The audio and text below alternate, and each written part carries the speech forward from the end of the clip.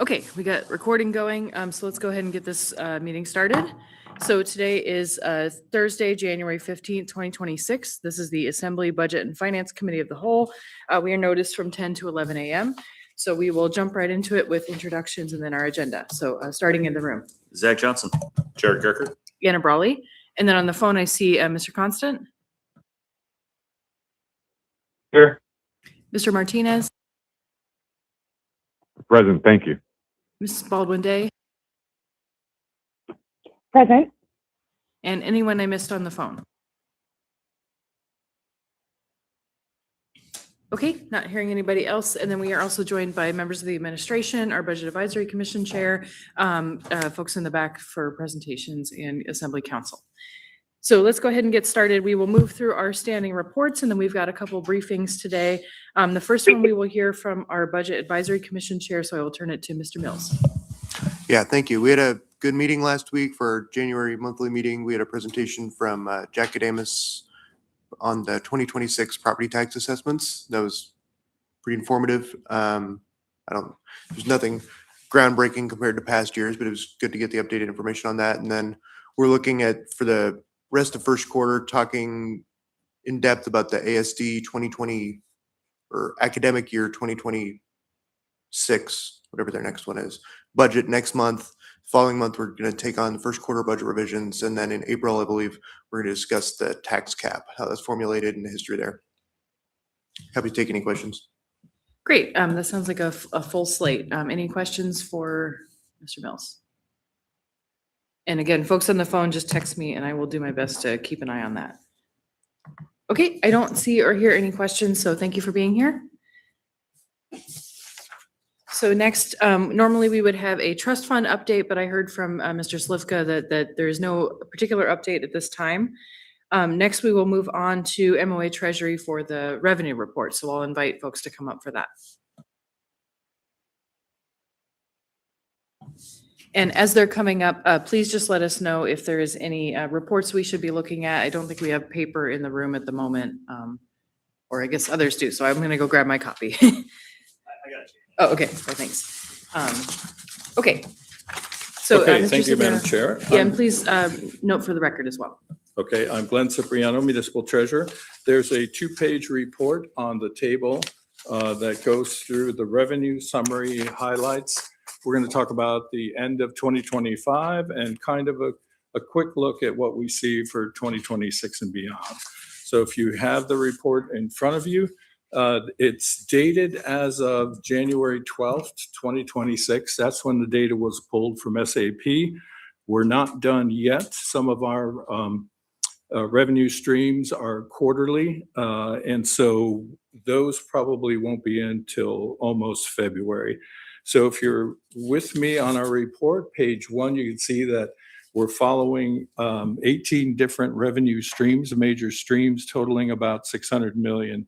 If you drop down, I'll just be very brief here with some of the highlights.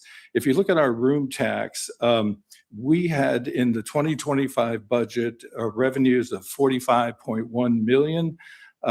We're going to be coming very close to that. This is a quarterly collected tax. We don't expect the final totals to be in until February, but we should bump right up against that total. So we're very optimistic that 45 million that level will be in SAP probably by March of 2026. Drop down to the tobacco tax. We have a code on this form. When you see black highlights, we're down probably 20% more than where we are in seasonably as we calculate the revenues coming through. Tobacco tax had a certain event that's going to change how we look at 2026 and 27. We had a very large retailer whose policy was to overstate their tax liability. They did not deduct their non-taxable sales from their taxable sales. It resulted, if you see under the current outlook, the note is a $4.2 million reduction in the 2025 revenues. We're expecting those revenues to net out to about $16.5 million. Now, this large retailer is going to change their processes for 2026 and 2027. And we expect to see the level you're looking at now, the $16 to $17 million revenue level. We'll probably adjust our figures toward the end of the first quarter when we do our revisions. I would have you look at MOA Trust Fund. The $16.6 million has been wired out of the fund's custodians and should be received by the municipality. It takes a while to get through the systems, so that will appear in SAP probably in January sometimes. That if you add that 16 million to the top total of 574, we're about at 590 million right now, which is closing in on the 1% margin of error that Treasury shoots for. And page 2, I'd have you look at municipal assistance. We hear 3.87 million is the number that eventually we'll see from the state. We haven't logged that into SAP as yet. It has not been delivered, but we're fairly confident that that'll be in. Cash pool earnings, another area with a black highlight, is very difficult to gauge. You have to know where interest rates are because the portfolio, the cash pool is valued as if it is sold that day.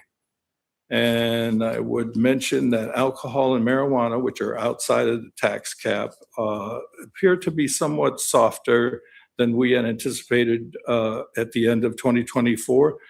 The state has written down its alcohol retail sales revenue estimates for 26 and 27 by 1% and 2.55% respectively. And we're a little softer on marijuana revenues than we thought we would be, and the state is reflecting that as well. So this report does line up with our first quarter kind of revenue anticipations for a softer year, a flat year for the greater Anchorage area, and we expect 26 to be a continuation. Happy to take any questions. Yeah, thank you. Thank you. And I will note also that we were joined by Co-Chair Boland at 10:07. So first, Mr. Johnson. Yeah, thanks. So looking at just APD counterfines, which I understand is not a big piece of the budget here, says online payments have not been posted. Are we guessing that when those are posted, we'll get closer to the 2025 budget amount? And I'm asking not so much because I'm, concerned about that gap in the budget, but just wondering if there's something significantly different about the way APD is or isn't collecting fines. I would say that the number that we had projected at the end of the first quarter of 2025, 1.7, still looks like a good number. The key is many hands touch this cash flow. And by the time it works its way through APD itself and the controllers group, that accounts for the lag. But we are still confident that 1.7 will be the number. Okay, Somewhere thanks. in that area, yes. Thank Any you. other questions? I am checking. Folks online, just again, text me if you want to be in the queue. Not seeing any at the moment. I do have one comment and a question. The comment is just thank you again for the new format. I know it's not new to this meeting, but very helpful to get a good glance. And then I guess my other question is, of course, you mentioned the kind of consumption taxes, alcohol, tobacco, and marijuana being lower for the two. And maybe this is a question for OMB later, but for the two that are dedicated, because of that less revenue, are we concerned or are there steps being taken regarding if we don't have enough revenue in the fund for the kind of budgeted expenditures? Yeah, I would refer that question to OMB. I think they would have a better feel for that. Thanks. And actually, one other question. So this is, of course, looking backwards at 25, and I know it's early, but do we, especially for things related to visitors, room tax, vehicle rental tax, are we seeing any signs that we should be reducing our estimates from where we were, again, just based on performance since we budgeted using information from September, October? Thanks. Right. We are seeing some evidence. If you look at the passenger traffic numbers for the international airport for Stevens, you're down about 7% year over year. And that hasn't translated into less revenue for room tax. And one of the reasons we believe is that We had a little bout of inflation toward the end of 2025 and the end of 2024. And as you know, in that business, those costs just get passed straight through to the, those users of the hotel room space. So although we see evidence that, traffic is down for counts, it seems like the room tax pricing levels are still high enough to compensate for that. The cruise industry looks solid. It's once again I think this is the third year in a row, 100% bookings of what we're seeing. So we don't see any erosion in that business, but room tax, eventually that'll show up, I believe, as the inflation pressures decrease. All right, thank you. And I'll check one more time. Any other questions? Okay, I don't think there are any, so thank you again for being here. So next we will move on. I know we have a number of standing reports, so I'll see if there's anyone here to report on the budget to actuals for 25. I don't see anybody at the moment. And as we know, we'll get briefed on that again as the books close, and it takes a couple months to kind of get a full picture for last year. So if we don't hear it this month, then we will hear it in a future month. I don't have any specific reports for the building safety service area for FEMA and ARPA. And then I believe the budgeting overtime, we are leaving there as an ongoing kind of exploration, but don't have anything specific there. So then let's move on to new business. So I will invite folks up here to speak about the ASD special levy, the item that was introduced at our meeting on Tuesday. And as they are coming up, I'll ask folks, introduce yourselves, please come to the table if you're going to be speaking on that item. And I believe we will have a presentation. And then I will also note that we have also scheduled, let me double check when it is, but we have scheduled a work session on this topic. And so the goal today, or we are getting a work session scheduled, the goal today is to get an initial briefing, kind of get some questions out there. And then, of course, we'll have another opportunity to really dive into this before our next meeting on the 27th. And because this is an item that would go to the ballot if it passes through the assembly, then we know that there's a hard deadline on this item for next meeting. And so this is really the time to start digging in. Chair Brawley, Oh, go ahead. Chair Brawley, I would just note that the work session is the 23rd Friday at 10:15 a.m. Oh, thank you. Yeah, I was taking a look for that. Okay. Yeah, so Friday, next Friday, January 23rd, 10:15 a.m. So in the meantime, we will hear a briefing today. So I'll turn it over to you folks. Please just introduce yourselves for the record. Well, thank you, Chair Brawley. This is Bill Falsey, the Chief Administrative Officer. Hi, I'm Kate Vogel. I'm in the Municipal Attorney's Office here. I'm Andy Very Ratliff. good. I'm the Chief Financial Officer for the Anchorage School District. And then as the chair mentioned, this is really designed to sort of set the table and whet the appetite for the future longer work session. But we wanted to start introducing this topic and kind of give you some of the background mechanics so that we can all be empowered to have as fulsome a conversation as we can when we hit that work session coming up. So we're going to start with the 101. We're going to back up and try to demystify a little bit of this inherently complicated topic. So the first question I'm trying to answer for you guys is, what can the municipality of Anchorage give to the school district? And I'll pause because it looks like the chair has maybe a technical question. Just making sure that we can get the presentation out to folks who are on the phone, or if it's already in our email. Okay, I'm seeing it's already in our email. Is that right? Okay, so yeah, folks on the phone or members of the public, look online. Thanks. Okay. What can the municipality of Anchorage as a general government give to the school district? And the answer is, it is all set by state statute.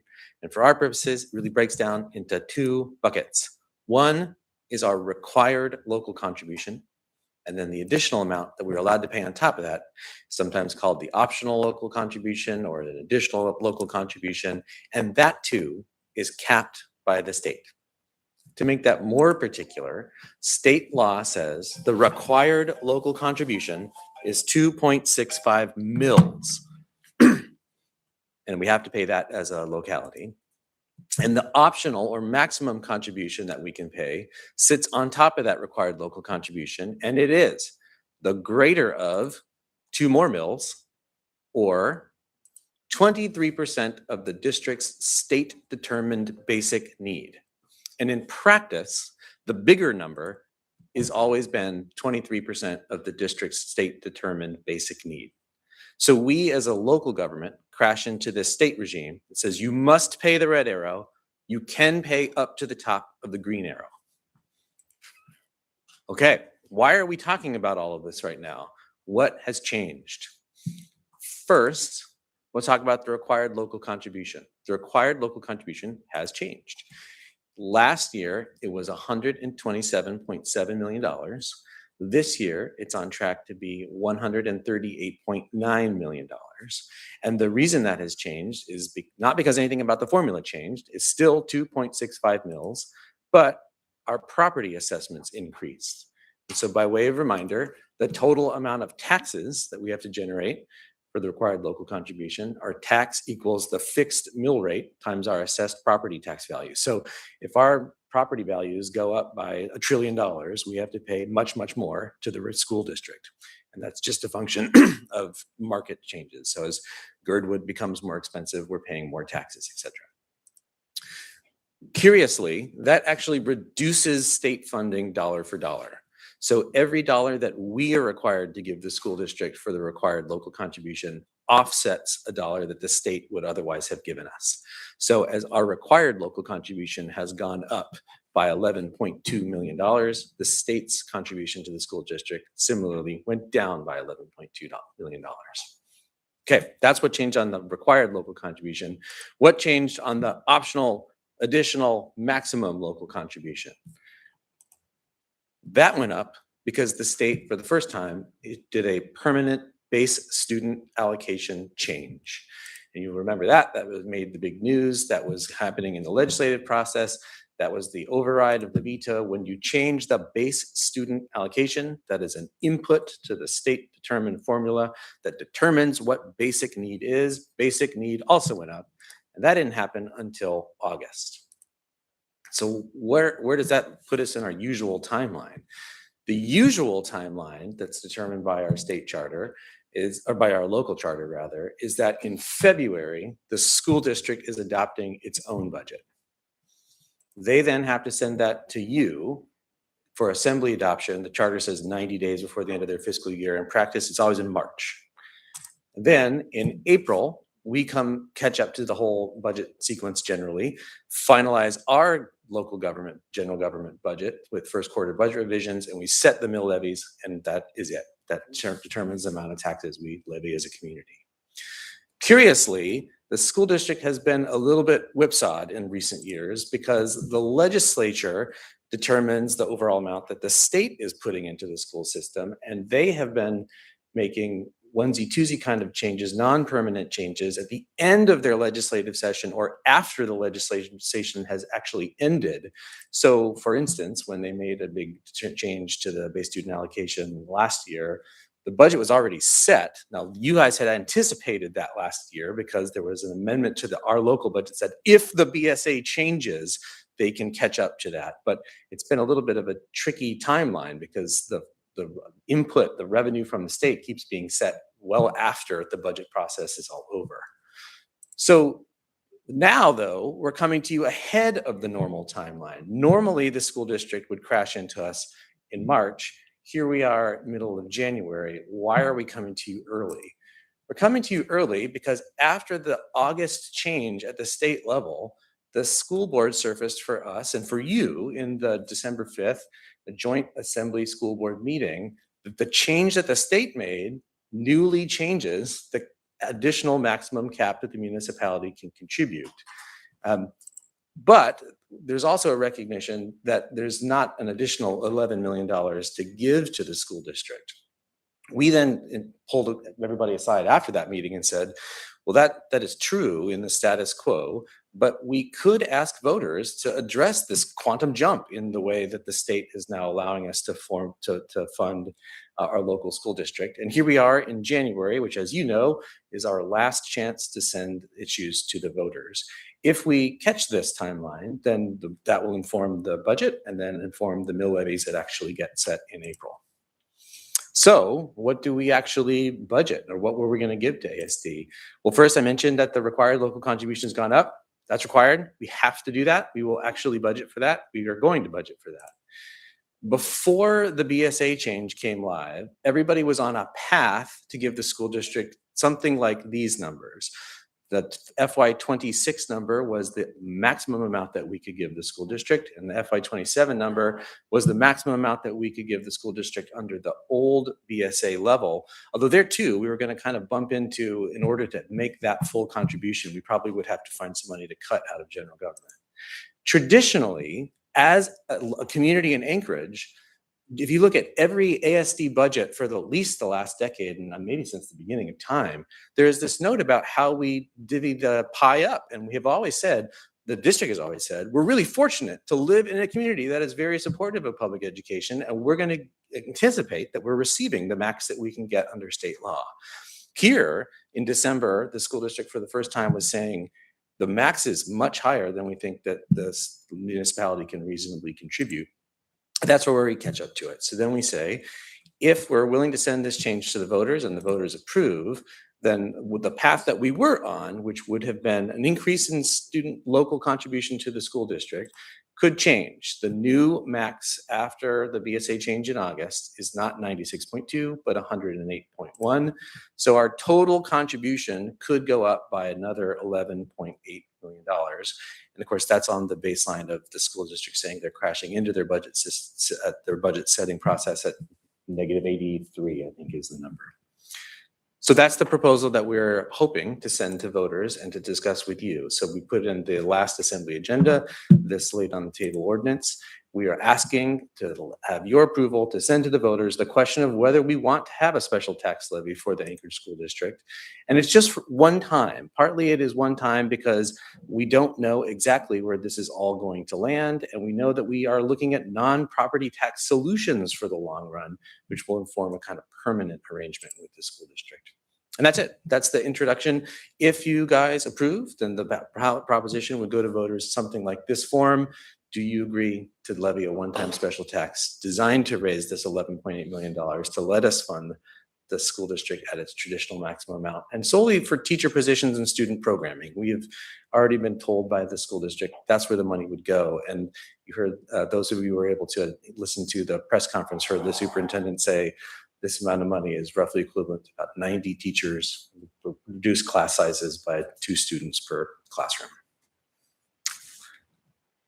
Like I say, we encourage you guys to send any questions you have to us so that we can be maximally prepared to talk about this in a fuller context at the work session. Okay, thank you for the briefing. Are there questions from folks in the room or on the phone? Mr. Gerger. Yeah, just to clarify really quick. So a one-time, it's God, a one-time tax assessment. So that means in the next year, ASD is going to have that same shortfall, right? Like they're then going to have like a $12 million less than they had the year before, or does that mean it's baked into our taxes from here on out? So it's not going to increase anymore, but it's baked in. The former and not the latter. So we could have sent to voters, or we could propose to send to voters through your approval, not a one-time levy, but a new permanent change to our local tax caps. We're going to just have more authorization to levy something like $12 million a year forever because the BSA has permanently changed. That's not what we're proposing. This is a one-time stopgap. And so you're right.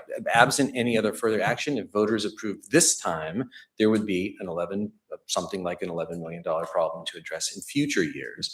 But the reason that we are proposing one time is, as I said, for at least a few reasons. First, we don't think the state's action is over yet. It seems like the legislature is still engaged on some kind of school funding formula conversation. The governor has talked about introducing some kind of new fiscal plan.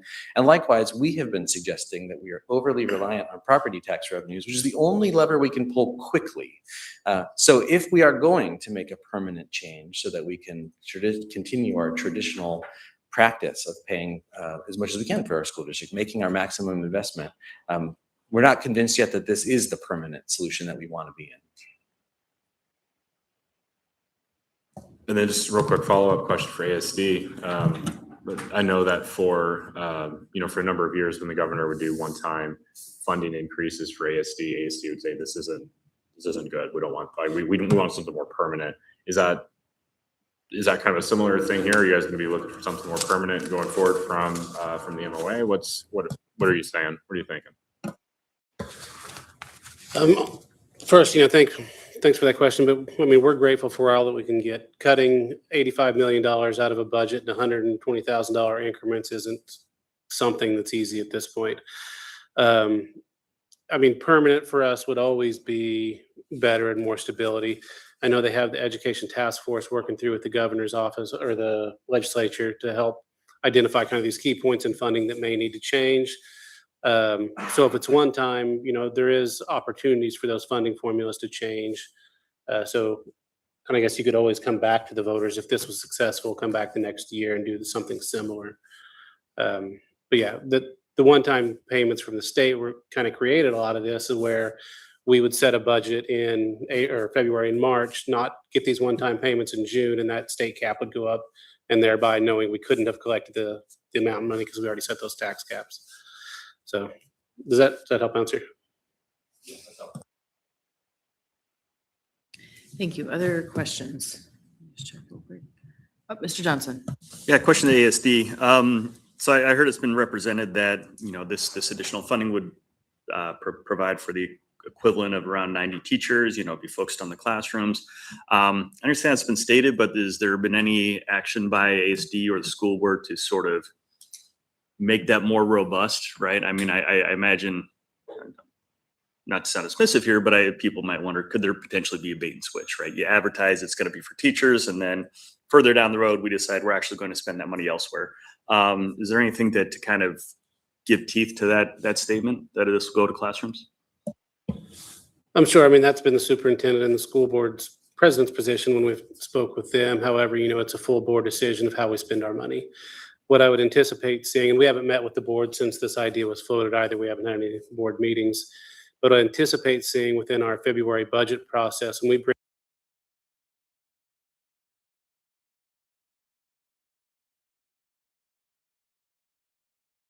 add back with that money.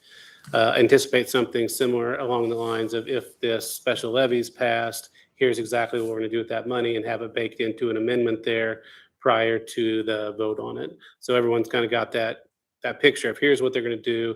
It'll already be set through the amendment, and we wouldn't have to go back to the board to adjust it if the money were to pass. Okay, thank you. Mr. Gerger. Yeah, thank you.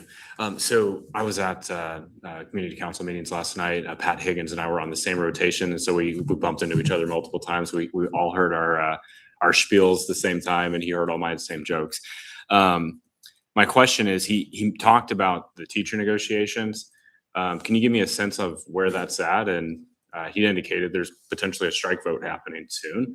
Can you talk to me a little bit financially what that looks like for you guys?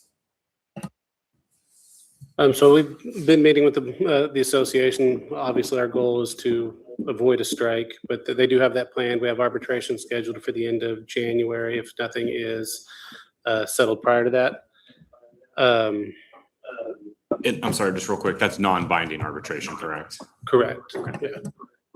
Yeah. So that's kind of where we're at in the process right now. And again, our goal is to get it settled prior to any sort of strike authorization, or even arbitration would be preferable. Do you have a dollar amount of where you got, like, what the union's asking for, what you guys are offering? Like, is there?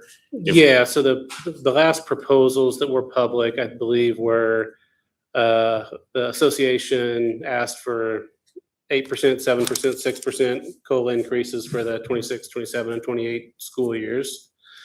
The district offered 3% each year, and we're pretty similar on health insurance contributions. But there is, as far as kind of a reference point, 1% in that contract is about a $3 million delta. So if we want to go 3 to 4%, that's $3 million. That's kind of the range of it, but those were the last public offers. I can't really speak any more than that. So yeah, thanks. Thanks. I'll note that we were joined in the room by Ms. Baldwin Day, who was on the phone. And next, Mr. Constant. Thanks. I want to follow up on that line of questions to ASD. You mentioned healthcare. Can you walk us through what the required monthly payment was for a teacher last year, what it is this year, what it is proposed, so that folks can have an understanding of kind of where that trajectory is at? Sure. So let's see. So last year and so far this year, it's been set at $1,900 a month per person. It's not real. It's not adjusted for Is that the total cost it. or how much they have to pay? I'm not sure how much they have to pay. It'll be based on whatever tier they select. Some of their plans are, upwards of like, I think $1,400-$1,500 a month, and some of them are like $150 or $200 a month. So it really depends on whether Yeah, they're so- single, high deductible plans, things like I that. had heard recently that they were forced to pay $800 a month for healthcare, and it was being proposed to move it up to $1,400 a month for the same plan. Yeah, It's no I mean, wonder teachers are wanting to strike. Yeah, and I don't know what the exact amounts are, but the process with they go through the Public Education Health Trust. So we negotiate a employer payment to them per person per month, and then they set their own plan rates and then charge the difference between the employer contribution, depending on what tier they select, and so that becomes the employee premium. Thanks. Thanks. Questions? Okay. I do have one question, and I think this is something that I'd like to ask to dive into more at the work session is about the dedication, because I've gotten some questions about that, kind of whether, I guess, what strings can we put on the funding legally, and there's setting expectation of how the money would be spent, and then there's, what actually goes on the language. So I don't know if you all have an initial response, but I think that might be more helpful to kind of dive into since we'll have another opportunity. But if there's any kind of I quick think takes now. the quick response is to follow up on what Mr. Ratcliffe said, which is this one will be sort of unique because by the time it gets to voters, it'll be 100% for real programmed, meaning you will have approved the budget that says exactly what the $11.8 million would be used for, assuming that the school district passes this optional ad the way that we are anticipating. I don't believe we would include it in our initial budget in February with the assumption that it would pass. I think we would say, here's a Right, you'd budget see- without it. If it's Yeah. passed, here's how it's going to be spent in Right. an amendment form versus what you guys see to approve. Okay, thanks. Oh, and that triggered a question from Ms. Baldwin Day. Go ahead. So that would be similar then to what happened last year when there were sort of there was like, here's the budget, here's the amendment. If we get this proposed BSA increase, it would be something similar to that in structure. Correct. That's what I anticipate seeing. Any other questions?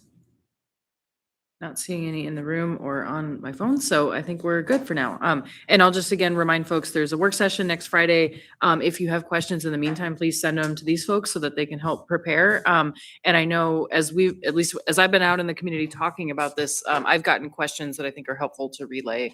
The one time is definitely a topic that folks have asked about. So anyway, so we will look for more discussion on that later. And with that, we will move on to our next item. So we're actually going to circle back to standing reports. My Outlook inbox finally updated, and I saw that we do have budget to actuals from December. So we are swapping out, and we'll have our OMB director, Ms. Browse, come up and give us a briefing on that. And then Ms. Browse, I'll also say if there's any other of these topics that we want to dive into, we can, but otherwise we'll leave them to another month. And I see passing out papers. And then I'll note for members online, we also have that in your email, the budget to actuals as of December 31st.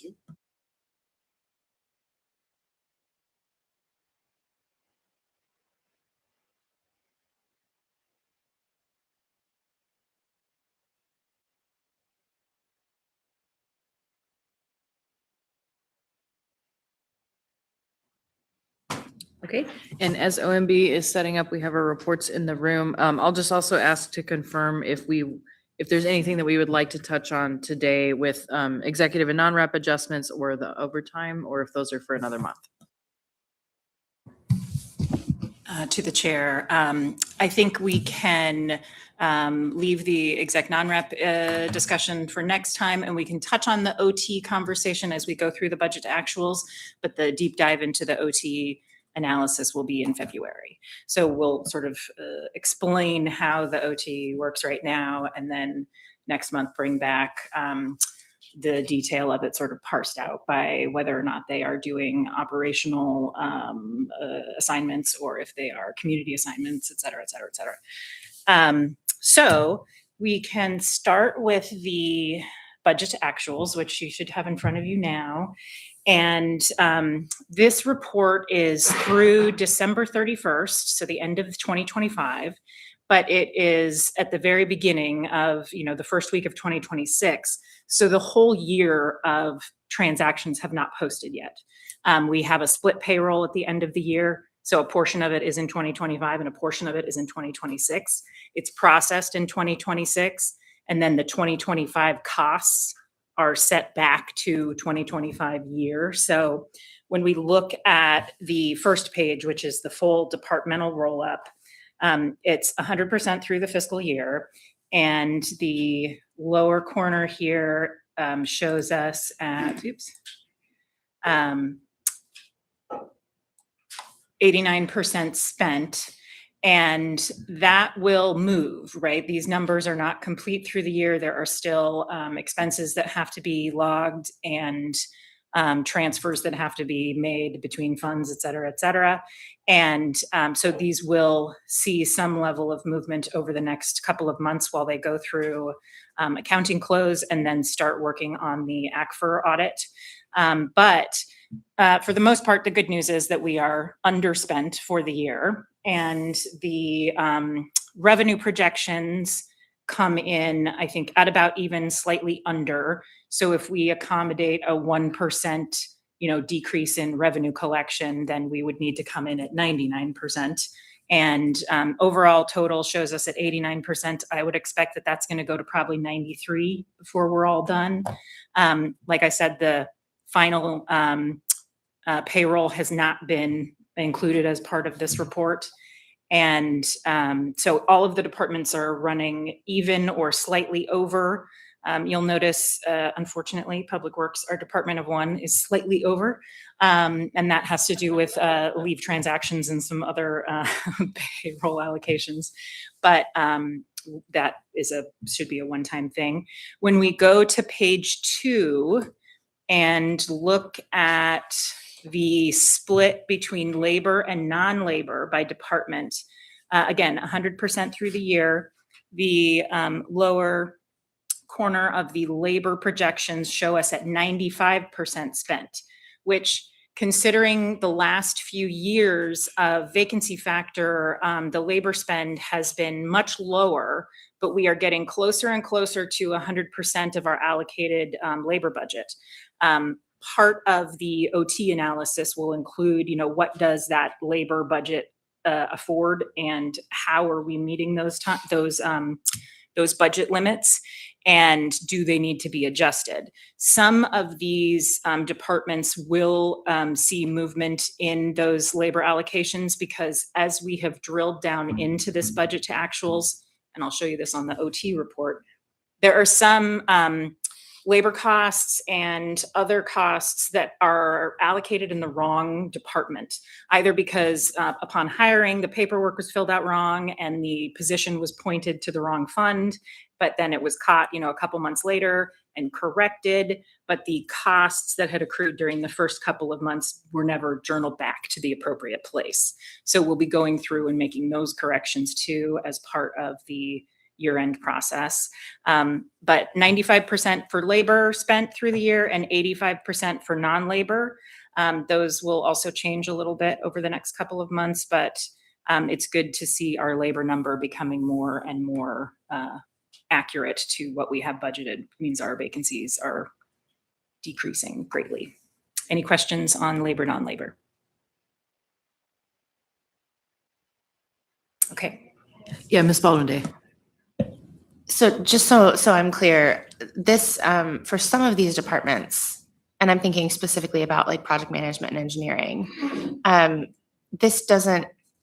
this only represents the municipality's contribution to that department's labor budget. Is that correct? It's the labor budget that is allocated to them and the spend up to the limit of the budget. Gotcha. So it's if there are other costs outside of the operating labor budget, I think there's all roped into that. That's how where the money comes from may not be general government property tax dollars. It could be bond allocation. It could be, a grant, but the Gotcha. operating cost is still captured in the labor line. So we really are looking at like the true cost of this department's labor, not just what the municipality allocates in our sort of like property tax pool or like revenue pool. Is that true? Sort of. I can't guarantee that. I'd need to check because I think that this is all our direct cost budget. Okay. I'm just wondering if this is the place where the true cost of the department is captured or if there's someplace else. Thinking about, the fact that PM&E has staff positions that are not necessarily funded by municipal resources. And so I think it would be helpful for me to understand, are we looking at true cost or are we looking at our contribution to the true cost? We're looking at the budgeted cost, so it does not necessarily include all of the grants that are not part of our operating dollar total. So Okay. what you want is the whole number of how many positions work in the department, not how many are funded by the muni. Yes. That is a different number. Okay. Yeah, there are positions that are there. There's different kinds of positions across the board. You have the budgeted and funded positions. You have the unfunded positions. You have the grant-funded positions that then do work that don't show up in the operating budget. And so the total of those numbers is what the head count is, but it's not the total cost because the grants are outside of the operating budget. Gotcha. So in other words, that is not this. Great. Thank you. Other questions? Not seeing any on this page. Okay, so the next page is overtime. And this conversation, I think, is always interesting, but certainly came up more robustly during the budget process. And what we'll be looking at for the February conversation is the historical actuals of overtime and how those have changed over years. For the most part, I think that the overtime budgets are generally controlled and meet where they're supposed to be on an annual basis. For the last 5 years, because of the vacancy factor and a lot of missing personnel, there was quite an uptick in OT and how the departments were managing that OT, particularly in transit, in the controller and finance divisions, in planning and M&O, depending on what was the sort of busy season or the hot topic of the time. The two largest overtime budgets are, of course, APD and AFD, and historically have been the two largest overtime budgets. One of the challenges we have with looking at our overtime budgets is that obviously, many of them are over their overtime budget. The goal for the department when they are working within vacant personnel allocations or additional, demands or requirements from the community is that they stay within their overall labor budget.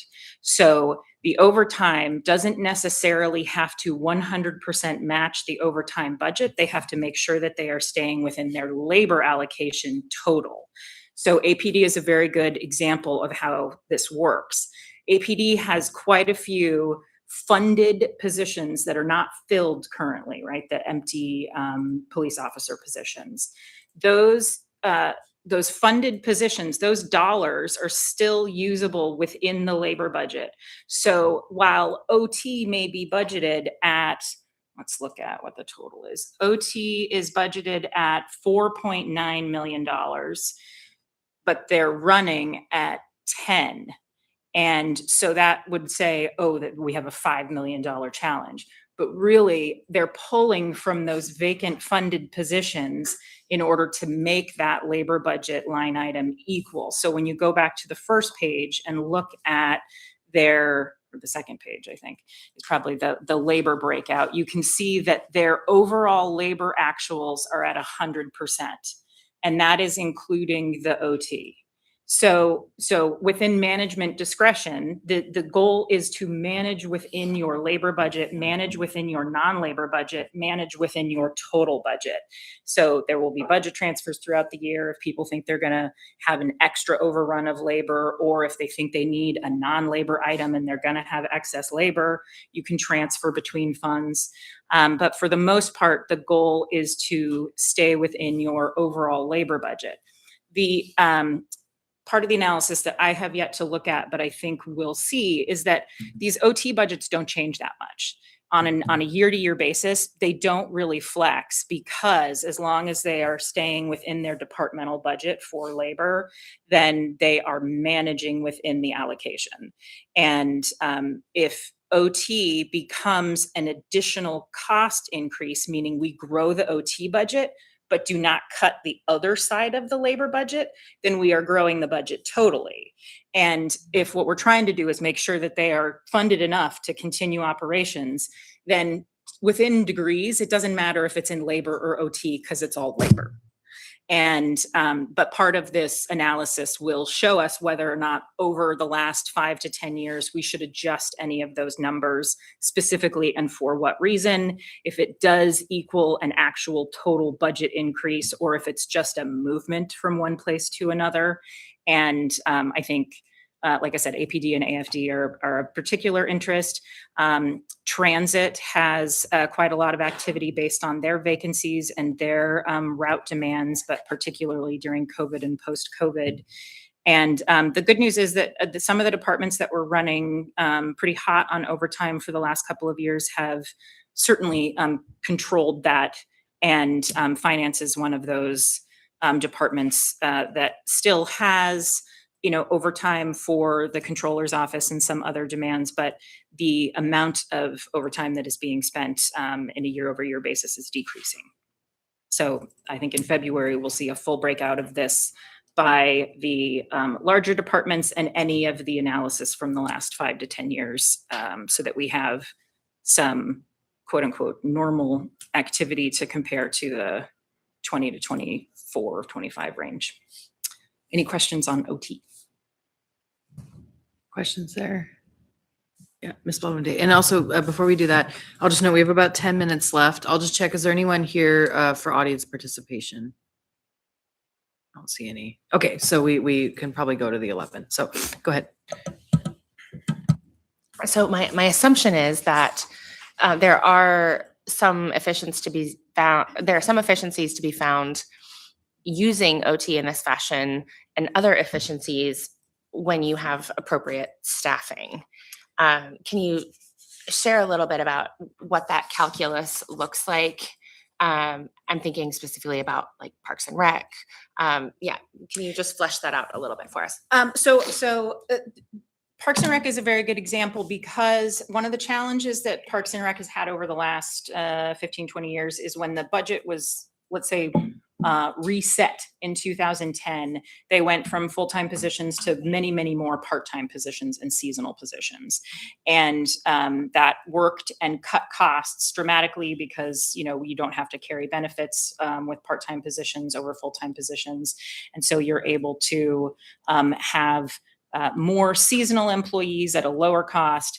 But over the last 15 years, filling those positions has become very challenging, next to impossible, to the point where Parks and Rec was seeing deep vacancies and was having to operate specifically on overtime.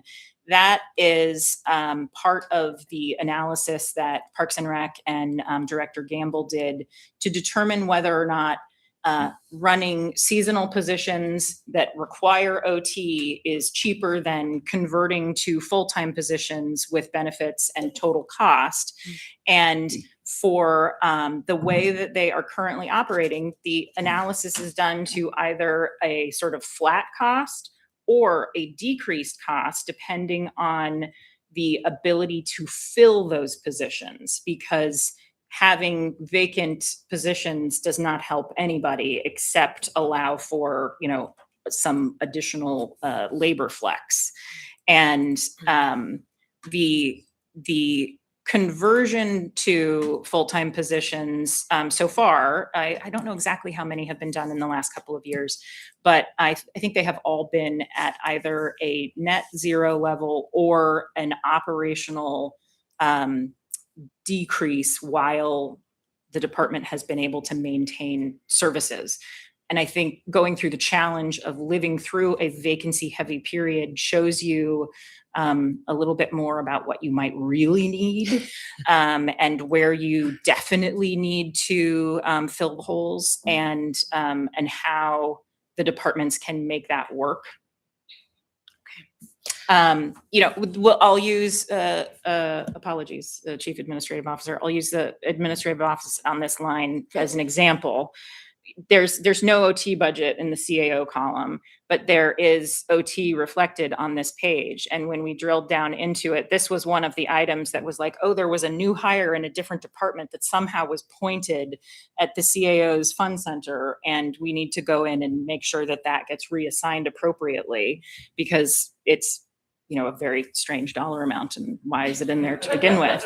And you look at the people who actually report in the CAO's column don't necessarily accrue OT unless it is very specifically approved. And so we're able to look at this and say, oh, this is interesting, and poke into each one of these. We're gonna fix that. So any other OT questions? So this feels like an interesting sort of crossover conversation about like hiring and retention and HR, and then how that actually ends up playing itself out on this spreadsheet. Interesting. Absolutely. Okay. Yeah. And one of the, to the point of are there more efficiencies with OT versus labor? How do we look at those things? I think when we get to departments like the fire department in particular, there are quite a few projects, programs, operations within both police and fire that are additional operating costs because they are community projects. So they bring forward, crowd control or other kinds of street closures or community participation that would require payment from an outside party to subsidize that required OT. And the overtime analysis will show us, how many hours are attributed to everybody working on the mobile crisis team, or people being called in for, additional mobile crisis team, or for crowd control at APD, et cetera, et cetera. And looking at that analysis and how it breaks out will help us determine whether or not the OT numbers really need to change. And if they do need to change, how do we do that, and when and where and why? And one follow-up to that is, so that analysis is happening now? Yeah. Great. And when do you expect that we might see some sort of report or outcome from that As analysis? part of the February Budget and Finance Committee. Great, thank you. Okay, other questions? Don't see any. Let's move on because we just have a few more minutes. Yep, travel budget is pretty straightforward. It is overall 80% spent through the year. There are some, highs and lows depending on the department you're looking at, but for the most part, we are well underspent on overall travel budget of $590,000, which has been spent $473,000. Okay, question from Mr. Johnson. So I see APD's travel budget, we adjusted by 200,000, and it's about what they spent. It seems pretty large from what was in the original budget. What did APD do this year that necessitated that large of a change? That is a good question, and I will ask them and find out. I'm assuming it would have to do specifically with some kind of grant that they would have received, but I'll check and find out. All right, thanks. Okay, other questions? Not seeing any. Okay. Madam Chair, Sorry, go ahead. so I had someone request that I provide just a brief update on how the budget reductions were allocated that came from an amendment by the minority member that we approved. And so I wanted to put a specific kind of cap on that the amendment reduced non-labor budget and offered things such as meals for reduction. Our branch had a $16,520 reduction. We apportioned a small portion of that, about $5,000, to the meals. So what people can expect are lower quality meals and fewer, but we attributed the difference to other professional services such as the Housing Action Plan and workforce studies. So, and I have to go. All right, thanks, Mr. Constant. So yeah, and I would say if there are questions about kind of how those specific cuts were allocated to both branches, that's something we could dig into next month with you all, but also talk to our budget analyst, Mr. Farina, or the clerk if you have questions. Okay, so we just have a few minutes left. So let's get through the alcohol marijuana tax. And I do have one quick question on that. I'll just raise it now, which is essentially, we heard earlier, the revenue projection is going to be less than what we had budgeted for. So how might we absorb that reality? Through the chair, I think the answer to that question is relatively simple in terms of we look to see what the revenue projection decrease is, and then whether or not there's any fund balance available within the contained, designated funds. If there is, we would be able to appropriate up to, whatever the level is in order to meet the budget total. If not, then as part of first quarter revised, we will make some adjustments that bring us down to our revenue projection. The alcohol tax in particular is the next page in the report. And when we are looking at, 100% through the year, the bottom total is 87% spent. When we go through each line item, the good news is that most of the community programs and grants are all out the door to 100%. The missing pieces that are underconsumed are municipal costs and program operations, either because the positions who charge to that fund have not been moved over into that fund yet. We look at the, alcohol tax enforcement and collection costs. That's lower than we have budgeted. The program operations in the first responders column and the health column under child abuse, sexual assault, and domestic violence. And those are labor positions that either were partially vacant or have not consumed total budget or have not been charged total budget yet. So we would expect some movement in that over the next few months, probably not to 100%, but to Chair Brawley's comment, any of that additional budget that is left over as part of 2025 will remain in the fund and can be used as part of the 2026 budget. Any questions on alcohol tax?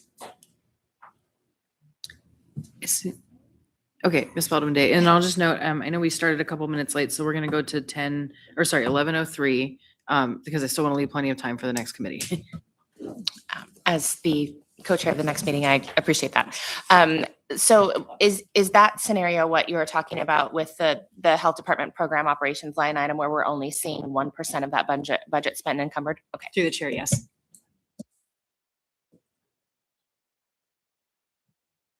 Okay, I don't see any other questions at this point, so. And the ACE Fund marijuana tax has the same story, 100% through the year, 88% spent. These line items are mostly at 100, aside from Mountain View Community Center operations and the tax collection.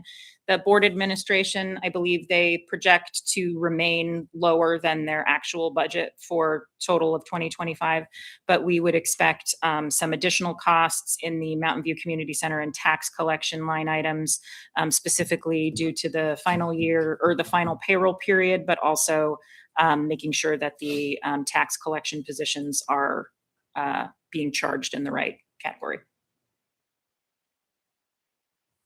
Okay, any questions?